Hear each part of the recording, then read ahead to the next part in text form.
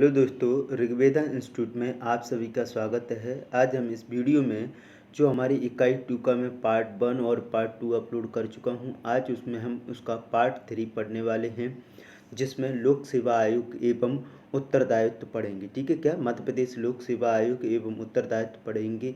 ठीक है भाई, अगर आप लोग मेरे इस पार्ट बी के सिलेबस की कंप्लीट पीडीएफ चाहते हैं पूरे 10 यूनिट की, तो मुझे इस नंबर पर संपर्क करें 91 31 93 27 19। ठीक है भाई, आपको पार्ट बी कंप्लीट पीडीएफ आपको सेंड कर दी जाएंगी। ठीक है, इस नंबर पर संपर्क कर सकते हैं। प्रत्येक पीडीएफ प्राप्त करने के लिए आपको ये 150 रुपीज़ सेंड करने होंगे। ठीक है, 150 रुपीज़ सेंड करोगे, वैसे ही आपको पर्सनल नंबर पर आपको ये पीडीएफ सेंड कर दी जाएंगी। तो चलिए भाई, वीडियो को स्टार्ट करने से पहले चैनल को सब्सक्राइब, लाइक एंड शेयर ज़रूर कर दें और साथ ही ऑल नोटिफिकेशन बेल आइकन को प्रेस कर दें, ताकि जो भी मैं वीडियो अपलोड करूं वो आपके पास पहुंचती रहे। तो चलिए स्टार्ट कर लेते हैं। ठीक है भाई, इकाई 2 उच्च शिक्षा सामान्य प्रशासन ऋग्वेदा इंस्टीट्यूट। ठीक है, देख लेते हैं। मध्य प्रदेश लोक सेवा आयोग है, बहुत महत्वपूर्ण टॉपिक है। ठीक है, तो देख लेते हैं मध्य प्रदेश लोक सेवा आयोग की पृष्ठभूमि। सबसे पहले स्टेट पब्लिक सर्विस कमीशन की। ठीक है, भारत शासन अधिनियम 1935 द्वारा प्रांतों में लोक सेवा आयोग के गठन का प्रावधान किया गया था। ठीक है, अगर आपसे पूछा जाए कि भारतीय संविधान के किस अधिनियम के द्वारा प्रांतों में यानी राज्यों में लोक सेवा आयोग के गठन का प्रावधान किया गया था, आंसर आएगा भारत शासन अधिनियम 1935। तो 26 जनवरी 1950 को संविधान के अनुच्छेद 315, याद रखिएगा कौन से अनुच्छेद 315 के तहत राज्य में लोक सेवा आयोग के गठन का प्रावधान किया गया। मध्य प्रदेश लोक सेवा आयोग से पहले मध्य भारत आयोग था, यानी कि वर्तमान में जो मध्य प्रदेश लोक सेवा आयोग है उसका नाम क्या था? मध्य भारत आयोग था। ठीक है, आगे देख लेते हैं। भोपाल तथा विंध्य क्षेत्र हेतु कोई आयोग नहीं था।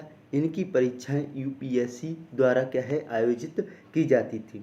केवल मध्य भारत नाम का क्या है आयोग था, लेकिन भोपाल तथा विंध्य क्षेत्र के लिए कोई आयोग नहीं था। इनके लिए यूपीएससी परीक्षाएं क्या करता था?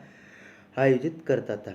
आगे देख लेते हैं। 1 नवंबर 1956 को संविधान के अनुच्छेद 315 तथा राज्य पुनर्गठन अधिनियम 1956 की धारा 118(3) के तहत राष्ट्रपति के आदेश द्वारा केंद्रीय गृह मंत्रालय की अनुशंसा पर मध्य प्रदेश लोक सेवा आयोग का गठन किया गया था। ध्यान देना, देखो यहाँ पर राज्यपाल नहीं है, किसके द्वारा? राष्ट्रपति के आदेश पर। किसके द्वारा? केंद्रीय गृह मंत्रालय की अनुशंसा पर मध्य प्रदेश लोक सेवा आयोग का जो गठन किया गया था वो कब किया गया था? 1 नवंबर 1956 को गठन किया गया था। ठीक है, किस अनुच्छेद के तहत? 315 के तहत, और राज्य पुनर्गठन अधिनियम 1956 की धारा 118(3) के तहत। ठीक है, यहाँ से एमपीपीएससी में 2020 में भी ये क्वेश्चन पूछा गया था। ठीक है, ये धारा सहित अधिनियम पूछा गया था पूरा का पूरा। ठीक है, आगे देख लेते हैं।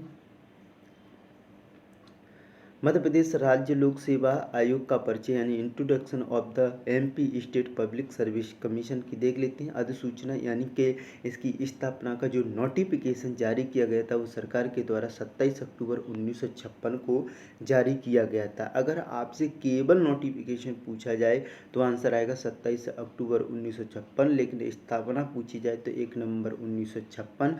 इसकी प्रकृति कैसी है? तो स्वतंत्र संवैधानिक निकाय है। संवैधानिक निकाय में आपको पहले ही बता चुका हूँ क्या होती हैं। ऐसे निकाय जिनका संविधान में वर्णन होता है वे संवैधानिक निकाय कहलाती हैं, और गैर संवैधानिक वे निकाय जिनका संविधान में वर्णन नहीं होता है। ठीक है, और वैधानिक निकाय तो ऐसे निकाय जिनकी स्थापना सरकार के द्वारा कोई अधिनियम पारित करके स्थापना की जाती है लेकिन उसका संविधान में वर्णन नहीं होता है, वो सब निकाय कैसे कहलाती हैं? वैधानिक निकाय कहलाती हैं। ठीक है, आगे वर्णन देख लेते हैं। वर्णन भाग 14 में है, अनुच्छेद 315 से लेकर के 323 तक आयोग का क्या किया गया है? वर्णन किया गया है। संविधान के भाग 14 में अनुच्छेद 315 से लेकर के 323 तक वर्णन किया गया है। आगे देख लेते हैं प्रमुख कार्य क्या है। तो प्रमुख राज्य की सेवाओं में नियुक्ति के लिए परीक्षाओं का आयोजन करना इसका प्रमुख कार्य है। मुख्यालय कहाँ पर है? तो इंदौर में है। ठीक है, वर्तमान सदस्य संख्या कितनी है? अगर अध्यक्ष के बिना बात की जाए तो 4 है, ठीक है। और अध्यक्ष सहित सदस्य संख्या कितनी है? 5 है, जो कि इस बार की एमपीपीएससी ने भी पूछा, यानी कि 2021 प्रीलिम्स जो एग्जाम हुआ है उसमें पूछा गया है मध्य प्रदेश लोक सेवा आयोग में सदस्यों की संख्या कितनी है अध्यक्ष सहित, तो 5 आएगा आंसर, ठीक है। प्रथम परीक्षा का आयोजन कब किया था मध्य प्रदेश लोक सेवा आयोग ने? तो 1958 में किया था, ठीक है। प्रथम अध्यक्ष कौन है? तो डीवी रैंके मध्य प्रदेश लोक सेवा आयोग के प्रथम अध्यक्ष 1956 से 57, यानी कि 1 वर्ष तक रहे थे। नोट, अब तक कोई महिला अध्यक्ष नहीं बनी है मध्य प्रदेश लोक सेवा आयोग की, ध्यान दीजिए, क्या अब तक कोई भी महिला अध्यक्ष नहीं बनी है लोक सेवा आयोग की, मध्य प्रदेश लोक सेवा आयोग की। आगे चलती हैं, वर्तमान परिप्रेक्ष्य में देख लेते हैं। तो वर्तमान अध्यक्ष कौन है? डॉक्टर राजेश लाल मेहरा हैं, ठीक है। वर्तमान सचिव कौन है? तो श्री प्रबल सेपहा हैं, ठीक है। वर्तमान अध्यक्ष डॉक्टर राजेश लाल मेहरा, वर्तमान सचिव श्री प्रबल सेपहा, वर्तमान उप सचिव श्रीमती राखी सहाय। कौन है? श्रीमती राखी सहाय है। वर्तमान सदस्य कौन है? श्री चंद्रशेखर रैकवार है, डॉक्टर रमन सिंह सिकरवार है और डॉक्टर देवेंद्र सिंह मरकाम है, ठीक है। आगे चलते हैं, मध्य प्रदेश लोक सेवा आयोग के प्रथम अध्यक्ष हमने देख लिए हैं, श्री डीवी रैंके हैं। मध्य प्रदेश लोक सेवा आयोग के वर्तमान अध्यक्ष हमने देख लिए हैं, डॉक्टर राजेश लाल मेहरा हैं। मध्य प्रदेश लोक सेवा आयोग का गठन कब हुआ था? तो 1956 अधिनियम, राज्य पुनर्गठन अधिनियम 1956 की धारा 118 के 3 मध्य प्रदेश लोक सेवा आयोग का गठन 1 नवंबर 1956 को किया गया था। लेकिन नोटिफिकेशन अभी मैंने ऊपर पढ़ा है, तो नोटिफिकेशन अगर बात की जाए तो कब आया था? 27 अक्टूबर 1956 में नोटिफिकेशन जारी किया था स्थापना का, ठीक है। ये याद रखना है आपको। आगे चलते हैं, structure of the MP state public service commission, ठीक है, यानी कि मध्य प्रदेश राज्य लोक सेवा आयोग की संरचना की बात करते हैं। तो संविधान में राज्य लोक सेवा आयोग के सदस्यों की संख्या का कोई उल्लेख नहीं किया गया है, ठीक है। यह राज्यपाल के विवेक पर छोड़ दिया गया। अब ध्यान दीजिए, किसके विवेक पर छोड़ा गया है? राज्यपाल के विवेक पर, जो आयोग की संरचना कर निर्धारण करते हैं, ठीक है। राज्य लोक सेवा आयोग बहुसदस्यीय निकाय है, यानी कि एक सदस्य नहीं, इसमें आयोग में एक अध्यक्ष व कुछ अन्य सदस्यों से मिलकर क्या है, गठित होता है। वर्तमान में मध्य प्रदेश लोक सेवा आयोग में एक अध्यक्ष के अतिरिक्त 4 अन्य सदस्य, यानी कि टोटल कितने हैं? 5 हैं वर्तमान समय में। नोट, मध्य प्रदेश लोक सेवा सदस्य नियम 1973 के अनुसार सदस्यों की अधिकतम संख्या कितनी हो सकती है? 7 हो सकती है। अगर आपसे पूछा जाए मध्य प्रदेश के जो लोक सेवा आयोग है उसमें अधिकतम सदस्य कितने हो सकते हैं, तो आंसर आएगा 7। 1973 के उनसे मध्य प्रदेश लोक सेवा सदस्य नियम 1973 नियम आए थे इसके 1973 में, उनके अनुसार 7 हो सकती है। लेकिन वर्तमान में बात की जाए तो कितनी है? 5 है, वो भी अध्यक्ष सहित। तो भाई वेरी मोस्ट टॉपिक है ये, ठीक है। इस बार यहाँ से भी क्वेश्चन पूछा गया है एक एमपीपीएससी प्री में। अगला है टॉपिक, राज्य लोक सेवा आयोग के अध्यक्ष एवं सदस्यों की योग्यताएं तो क्या होंगी, देख लेते हैं। राज्य लोक सेवा आयोग के अध्यक्ष व सदस्यों की योग्यताओं का उल्लेख संविधान में नहीं किया गया है, परंतु यह आवश्यक है कि राज्य लोक सेवा आयोग के आधे सदस्य वे होंगे जिन्हें किसी संघ सरकार या राज्य सरकार के अधीन न्यूनतम 10 वर्ष कार्य करने का क्या रखते हैं? अनुभव रखते हों। अध्यक्ष एवं सदस्यों की सेवा शर्तें किसके द्वारा? राज्यपाल के द्वारा निर्धारित की जाती हैं। वेरी मोस्ट क्वेश्चन है, राष्ट्रपति नहीं लगा के आना है आपको। अध्यक्ष एवं सदस्यों की सेवा शर्तें कौन निर्धारित करता है? तो राज्यपाल निर्धारित करता है। अगला क्वेश्चन है, राज्य लोक सेवा आयोग के अध्यक्ष एवं सदस्यों की नियुक्ति यानी appointment of chairman and member of state public service commission कौन करता है? तो राज्य लोक सेवा आयोग के अध्यक्ष एवं सदस्यों की नियुक्ति राज्यपाल के द्वारा की जाती है। नोट, संघ लोक सेवा आयोग के अध्यक्ष एवं सदस्य अन्य सदस्यों की नियुक्ति कौन करता है? राष्ट्रपति। संघ में यूपीएससी के अध्यक्ष सदस्यों की नियुक्ति राष्ट्रपति और राज्यों की कौन करता है? राज्यपाल करता है। आयोग के अध्यक्ष एवं सदस्यों के लिए शपथ का कोई प्रावधान नहीं है, यानी कि मध्य प्रदेश में या राज्य लोक सेवा आयोग के जो अध्यक्ष एवं सदस्य होते हैं वो शपथ नहीं लेते हैं, ठीक है। आगे चलते हैं, राज्य लोक सेवा आयोग के अध्यक्ष एवं सदस्य का कार्यकाल कितना होगा, तो देख लेते हैं। संविधान के अनुसार राज्य लोक सेवा आयोग के अध्यक्ष एवं अन्य सदस्यों का कार्यकाल पद ग्रहण करने की तारीख से 6 वर्ष या अधिकतम 62 वर्ष की आयु इनमें से जो भी पहले हो तक होगा। देखो जो भी पहले हो, अगर आपको किसी को ये समझ में नहीं आता हो तो मैं क्लियर कर देता हूँ, ठीक है भाई। इस चीज़ को देखो, 6 वर्ष मान लीजिए कि अगर कोई व्यक्ति है जैसे कि 60 वर्ष की ईयर में इसका सदस्य बना राज्य लोक सेवा आयोग का। अब उसने कहा है कि 62 वर्ष की आयु से अधिक नहीं होना चाहिए। तो भाई भले अब पहले क्या लिखा है उन्होंने, 6 वर्ष से या अधिकतम 62 वर्ष की आयु। तो भाई ये जब 60 में बनाई है तो केवल कितने 2 वर्ष तक ही क्या कर पाएगा, कार्यकाल कर पाएगा। भले 6 हो रही हैं चाहे नहीं हो रही वर्ष, उससे कोई फर्क नहीं पड़ता है, क्योंकि यहाँ पर उसकी आयु देखी जा रही है। तो आयु अगर 60 वर्ष का व्यक्ति अध्यक्ष बनता है तो केवल 62 वर्ष की आयु यानी कि 2 साल तक ही वो क्या रहेगा, अध्यक्ष रहेगा। और यदि मान लीजिए कोई व्यक्ति है जो 52 वर्ष की एज में क्या बनता है, अध्यक्ष बनता है 52 एज में, ठीक है। तो इसके पास यहाँ पर किसकी गणना की जाएगी, फिर यहाँ पर कार्यकाल की गणना की जाएगी, यहाँ पर आयु की गणना नहीं की जाएगी। यानी कि वह अब 6+ करोगे तो 58 वर्ष तक वो क्या रहेगा, अपने पद पर बना रहेगा 58 वर्ष तक, ठीक है। तो इसी को कहते हैं हम 6 वर्ष या अधिकतम 62 वर्ष की आयु, यानी कि इनमें से जो भी पहले हो तक होता है। नोट वहीं पर संघ लोक सेवा आयोग के अध्यक्ष एवं सदस्यों का कार्यकाल 6 वर्ष या 65 वर्ष की आयु, इनमें से जो भी पहले हो अपने पद पर रह सकती हैं। यानी कि राज्य लोक सेवा का 65 की जगह पर 62 है, लेकिन वर्ष में 6 ही है, ठीक। आगे देख लेते हैं, राज्य लोक सेवा आयोग के अध्यक्ष एवं सदस्यों का वेतन, राज्य लोक सेवा आयोग के अध्यक्ष एवं सदस्यों के वेतन, भत्ते, पेंशन तथा अन्य खर्चे राज्य की संचित निधि पर भारित होती है, ना कि केंद्र सरकार की पर, ठीक है। अतः राज्य के विधानमंडल द्वारा इस पर मतदान नहीं होता है, ठीक है।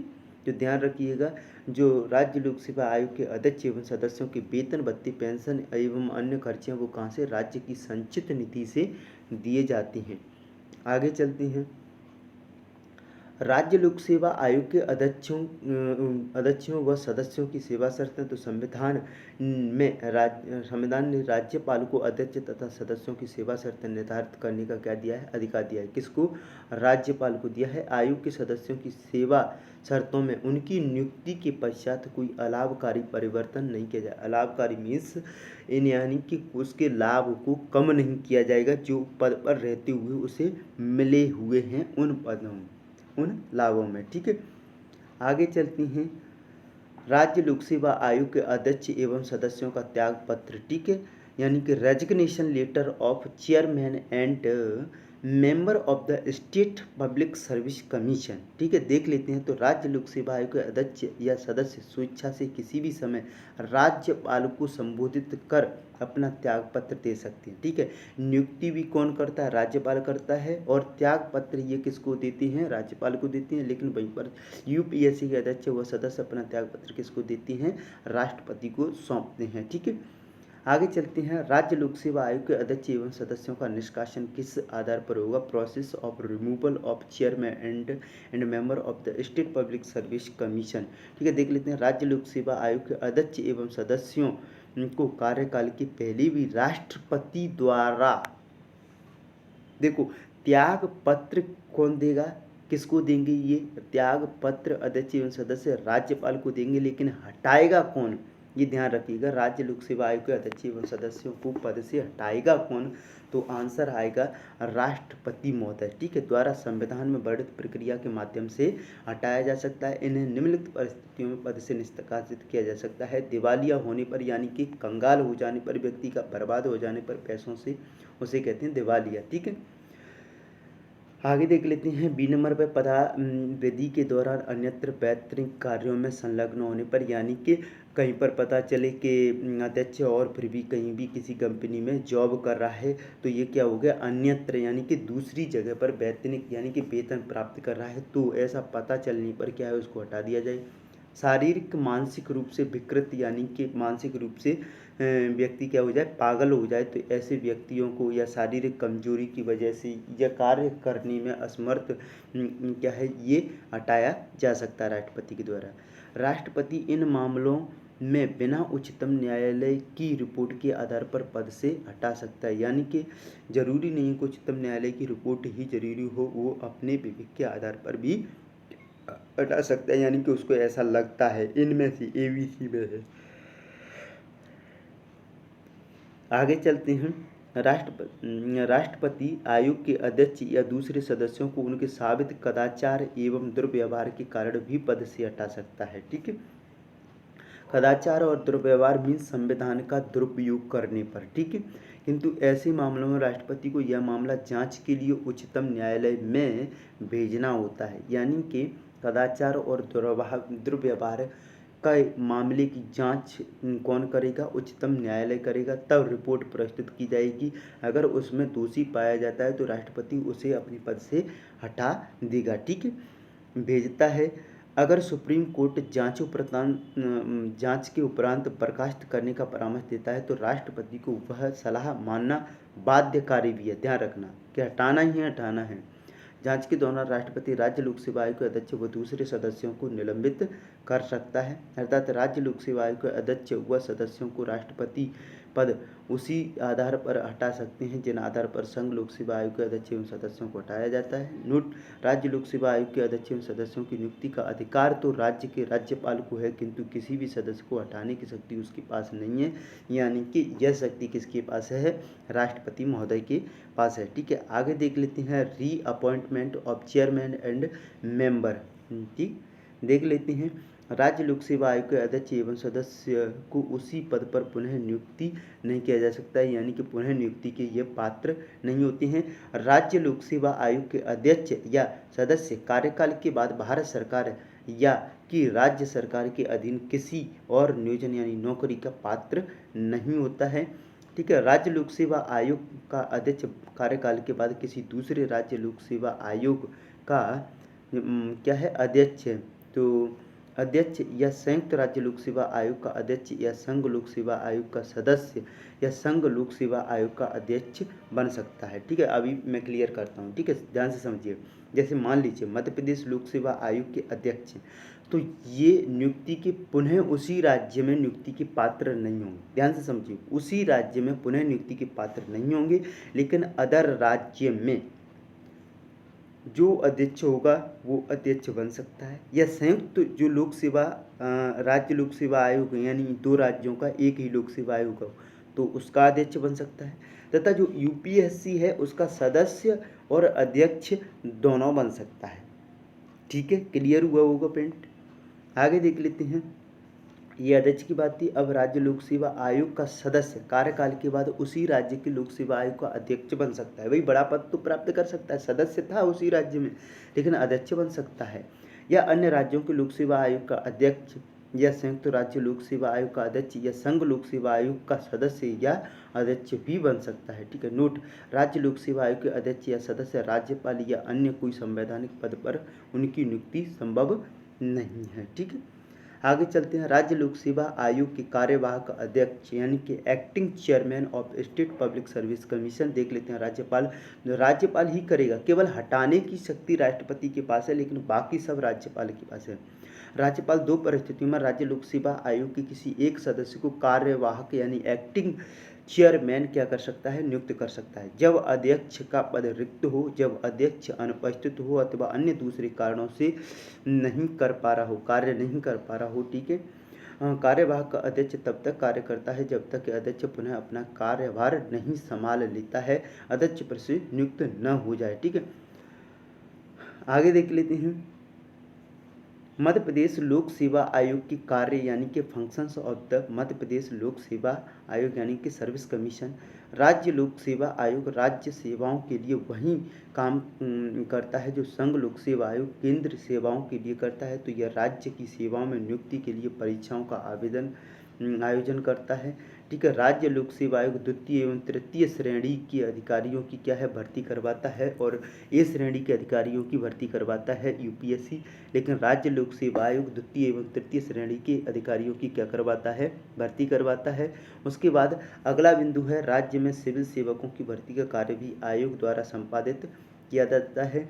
ठीक है, आगे देख लेते हैं। राज्य विधानसभा द्वारा आयोग को लोक सेवाओं के संबंध में सौंपे गए कार्य करता है, यानी कि राज्य विधानसभा द्वारा आयोग के संबंध में लोक सेवाओं के संबंध में जो कार्य सौंपे जाती हैं उनको भी करता है। ठीक है, उसके बाद है लोक सेवाओं में नियुक्ति ठीक है। लोक सेवाओं में किसकी नियुक्ति करनी है, किसकी नहीं करनी है, यह निर्णय कौन लेता है, तो MPPSC लेता है।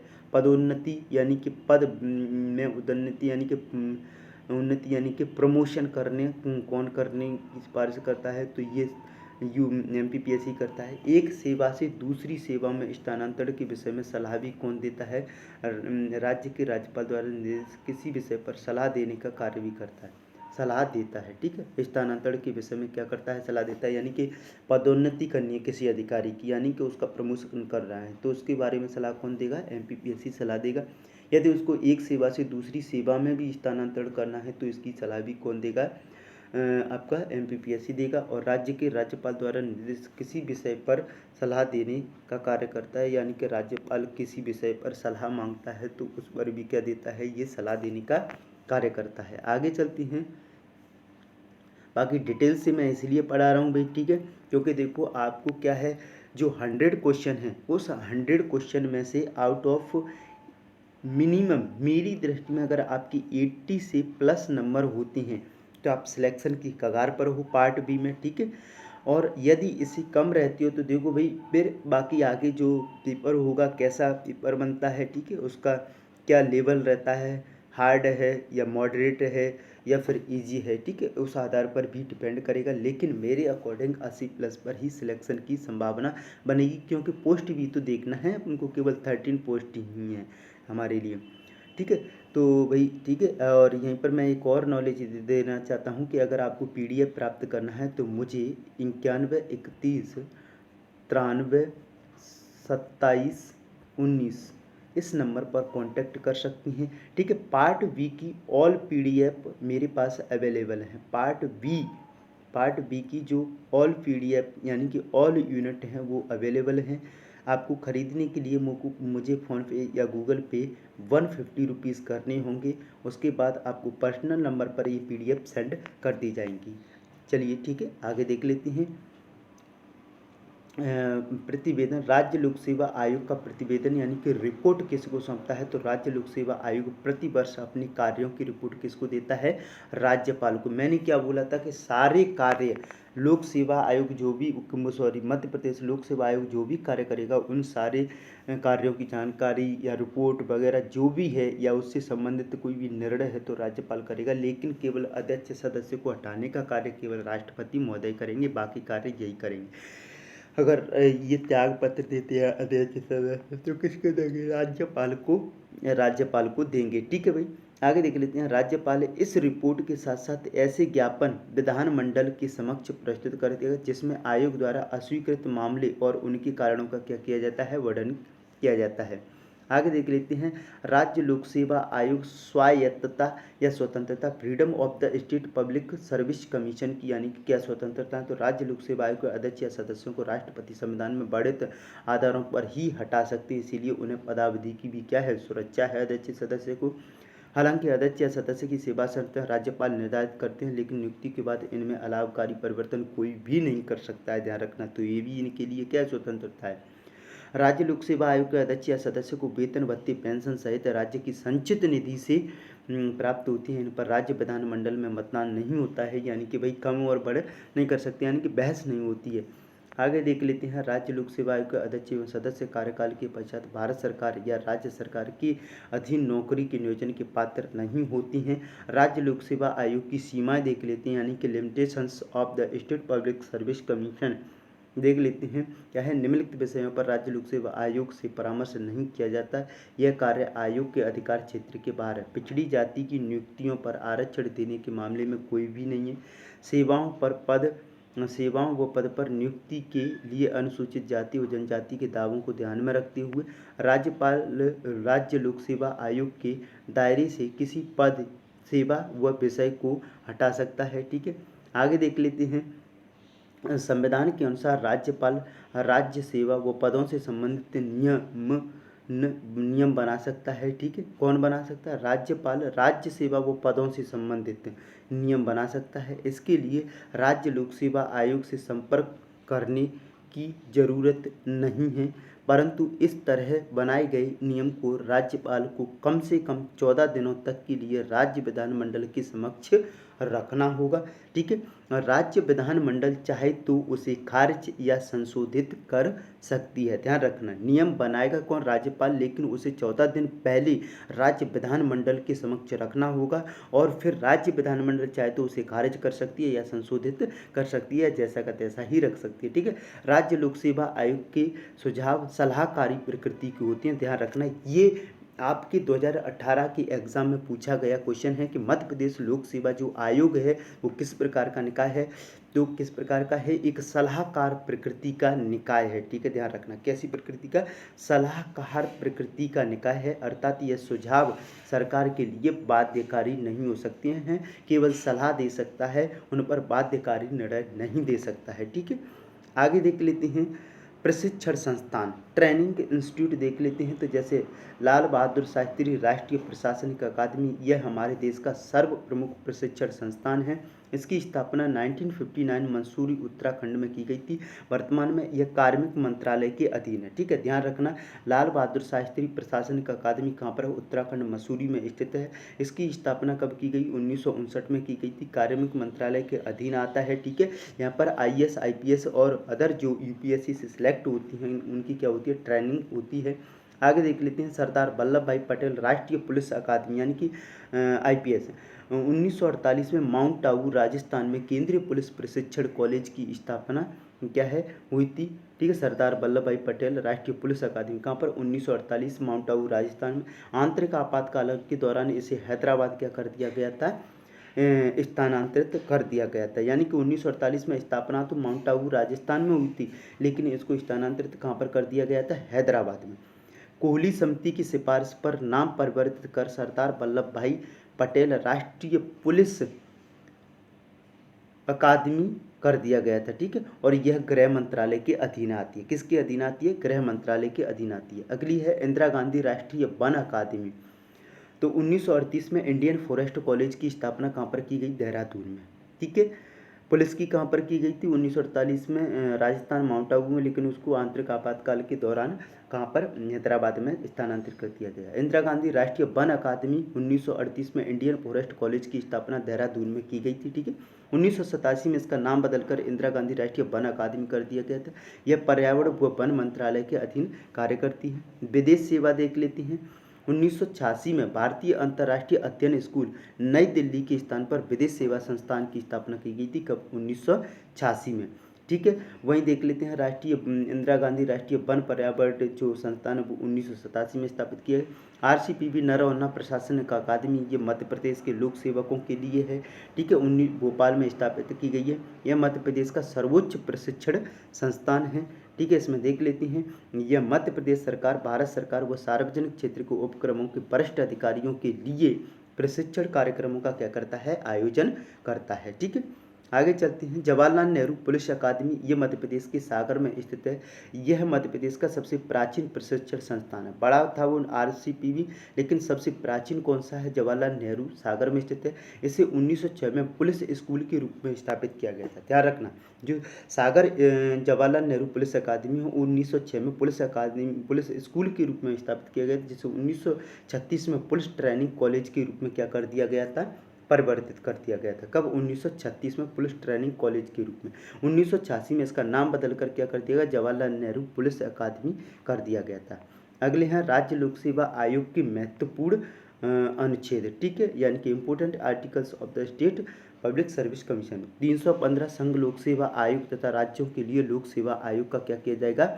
गठन किया जाएगा। ठीक है, क्या किया जाएगा? राज्य लोक सेवा आयोग का गठन। तो देखो, आयोग का गठन याद रखना है आपको 315 में है। आयोग का गठन याद रखना है कितने में है? 315 में है। राज्य लोक सेवा आयोग के सदस्यों की नियुक्ति तथा कार्यकाल 316 में है। ठीक है, नियुक्ति तथा कार्यकाल, ठीक, अपॉइंटमेंट है। 317 में बर्खास्तगी एवं निलंबन है। बर्खास्तगी एवं निलंबन कितने में है? 317 में। एक बार और देख लेते हैं, ठीक है। राज्य लोक सेवा आयोग का गठन 315 में, ठीक है। सदस्यों की नियुक्ति तथा कार्यकाल 316 में। सदस्यों की बर्खास्तगी या पद से निलंबन 317 में। 18 में कर्मचारियों की सेवा शर्तें तथा संबंधी नियम बनाने की शक्ति, ठीक है, इसकी नियम बनाने की शक्ति। आगे है 319 लोक सेवा आयोग के सदस्यों द्वारा सदस्यता समाप्ति के पश्चात पद पर बने रहने पर रोक है, ठीक है। लोक सेवा आयोग के कार्य 320 में है। 321 में कार्यों को विस्तारित करने की शक्ति संसद की, यानी कि राज्य लोक सेवा आयोग के कार्यों में वृद्धि कौन कर सकती है? तो संसद कर सकती है, ठीक। अनुच्छेद 322 में लोक सेवा आयोग के खर्च हैं जो कि संचित निधि राज्य से ही दिए जाती हैं।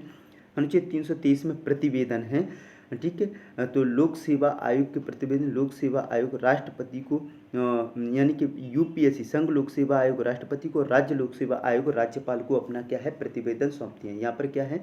संघ लोक सेवा आयोग अपना प्रतिवेदन किसको सौंपती हैं? राष्ट्रपति को। राज्य लोक सेवा आयोग अपना प्रतिवेदन किसको सौंपते हैं?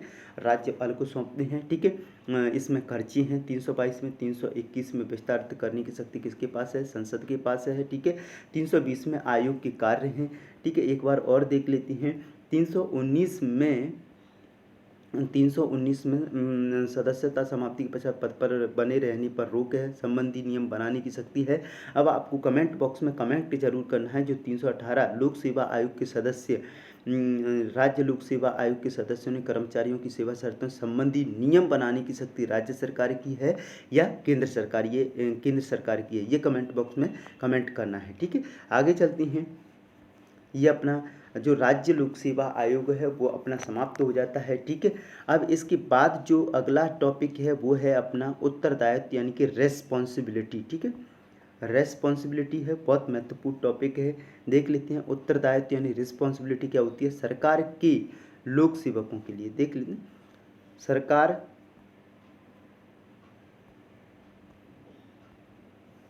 छोटा कर लेते हैं। सरकार के लोक सेवक लोक कल्याणकारी दृष्टिकोण को अपनाने की वजह से लोक सेवकों के अधिकारों में भी बढ़ोतरी की गई है, ठीक है, ताकि वे स्थानीय समस्याओं का स्थानीय स्तर पर ही क्या करें सकें, समाधान कर सकें। लेकिन इन विवेकाधीन अधिकारों के दुरुपयोग की भी संभावना बहुत अधिक होती है, यानी कि जो अधिकारी होती हैं उन अधिकारों का क्या करती हैं? दुरुपयोग करने की संभावना भी अधिक रहती है। इसलिए आवश्यक है कि उनके विवेकाधीन अधिकारों के लिए उन्हें ऊपरी सत्ता के प्रति उत्तरदायित्व बनाया जाए या उत्तरदायी बनाया जाए, ठीक है, उत्तरदायी बनाया जाए। देख लेते हैं आगे। उत्तरदायित्व बनाया जाए। संक्षेप में उत्तरदायित्व यानी रिस्पॉन्सिबिलिटी का आशय अपने कार्यों और अधिकारों के उपयोग को का लेखा जोखा अपने उच्च स्तर के अधिकारियों को देने की विधिक जिम्मेदारी से है। उत्तरदायित्व के प्रकार, टाइप ऑफ रिस्पॉन्सिबिलिटी देख लेते हैं। पहला टाइप है ऊर्ध्वाधर या और लंबवत उत्तरदायित्व, वर्टिकल एंड हॉरिजेंटल रिस्पॉन्सिबिलिटी देख लेते हैं। इसके अंतर्गत प्रत्येक निचले स्तर के अधिकारियों को अपने से ऊपरी सत्ता के प्रति उत्तरदायित्व से है, ठीक है, यानी कि नीचे से लेकर ऊपर तक जितने अधिकारी हैं, तो जो निचले वाला अधिकारी है वो अपने ऊपर जितने अधिकारी होंगे उनके प्रति क्या होगा? उत्तरदायी होगा, ठीक है। लोक प्रशासन में मुख्यतः इसी प्रकार की जवाबदेहिता देखने को मिलती है, जैसे सचिव मुख्य सचिव के प्रति, मुख्य सचिव मुख्यमंत्री के प्रति, ठीक है, मुख्यमंत्री सरकार यानी कि विधायिका के प्रति क्या रहते हैं? उत्तरदायी रहते हैं।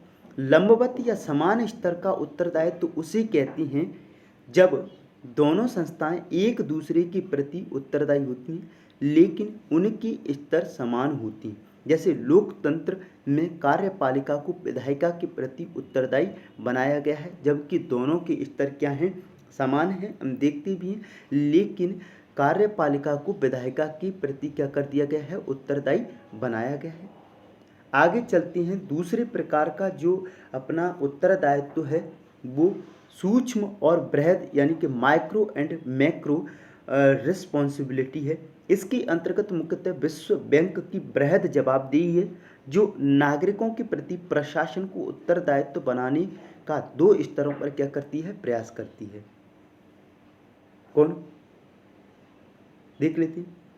आवाज उत्तरदायित्व के अंतर्गत नागरिकों ग्राहकों के सार्वजनिक सेवाओं की अपर्याप्तता की स्थिति में आवाज उठाने या विरोध करने की व्यवस्था उपलब्ध कराने से, साधारण शब्दों में इसे शिकायत निवारण तंत्र की उपलब्धता भी क्या है, कहा जा सकता है,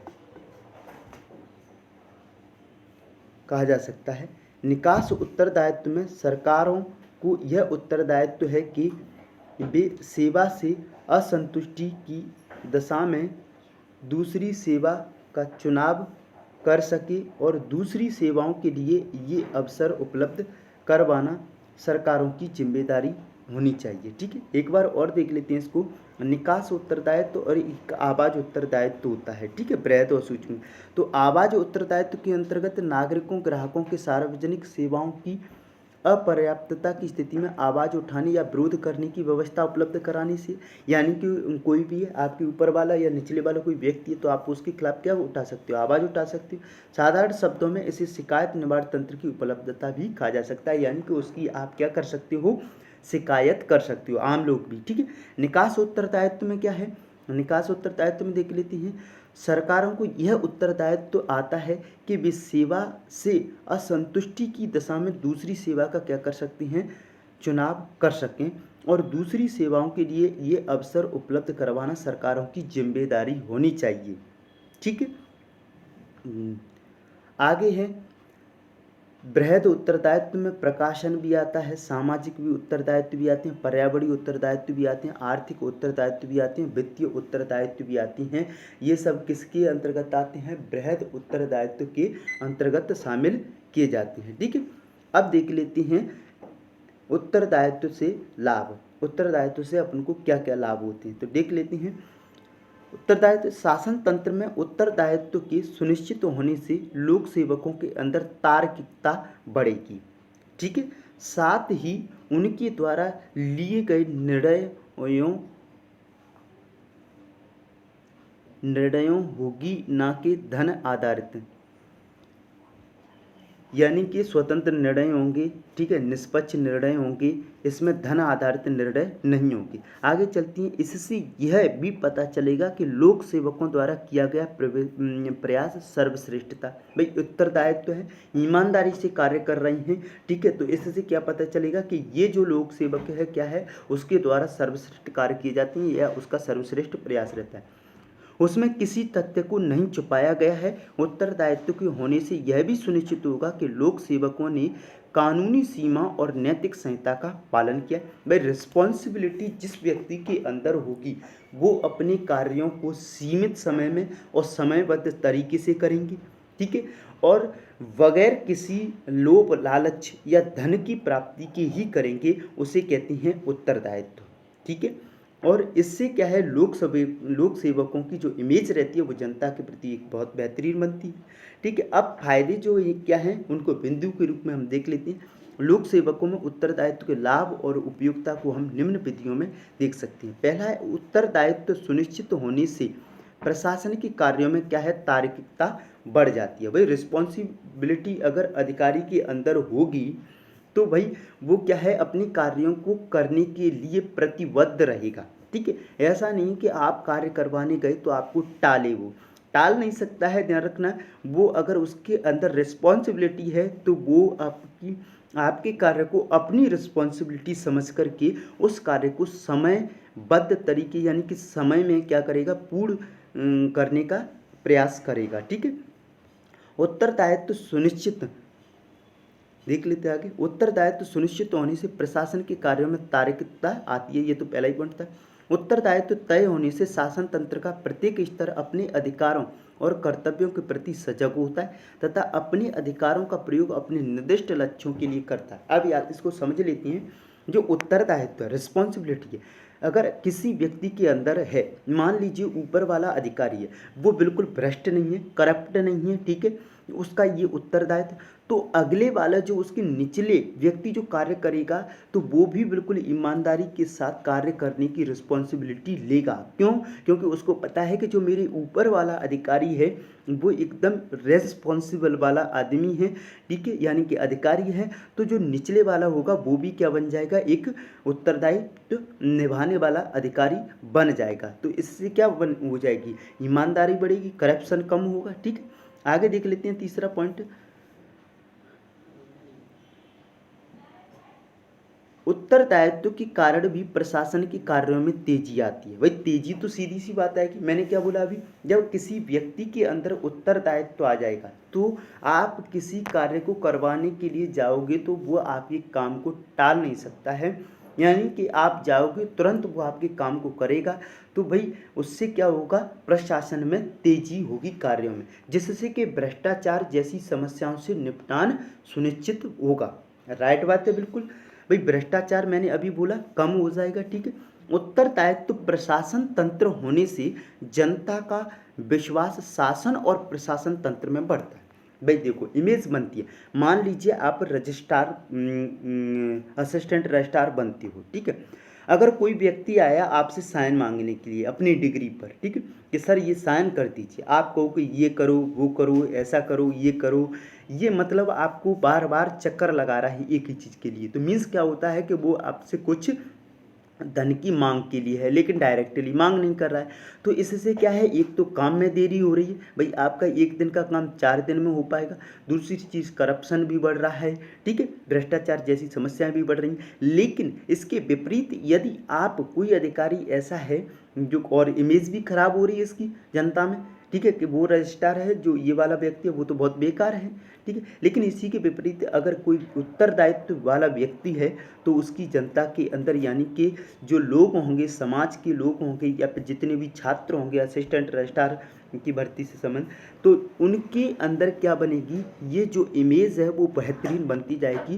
तो इसीलिए अब यहाँ पर मेरा भी आपसे कहना है कि जब आप सिलेक्ट हो जाएं तो प्लीज़ अपने पद का दुरुपयोग ना करें, ठीक है, और बिल्कुल उत्तरदायित्व तो अपना निभाएं ईमानदारी से, ठीक है। अब आप ये नहीं बोलेंगे कि सर ऊपर वाले होंगे तो हम क्या करेंगे, भाई ऊपर वाले से आपको क्या करना है, ठीक है, आप अपना कार्य कीजिए ना सही तरीके से। उत्तरदायित्व प्रशासन तंत्र होने से जनता का विश्वास शासन और प्रशासन तंत्र में बढ़ता है और लोकतंत्र के सफल संचालन के लिए महत्वपूर्ण होता है। शासन जनता का बढ़ता है प्रशासन के प्रति भी और शासन के प्रति, शासन मीन्स गवर्नमेंट के प्रति, गवर्नमेंट भाई अधिकारी कार्य करेंगे तो लगेगा कि भाई जो सरकार आई है उसने अच्छे से अधिकारियों को क्या है, कंट्रोल करके रखा है। उत्तरदायित्व से प्रशासन में पारदर्शिता और तार्किकता आती है।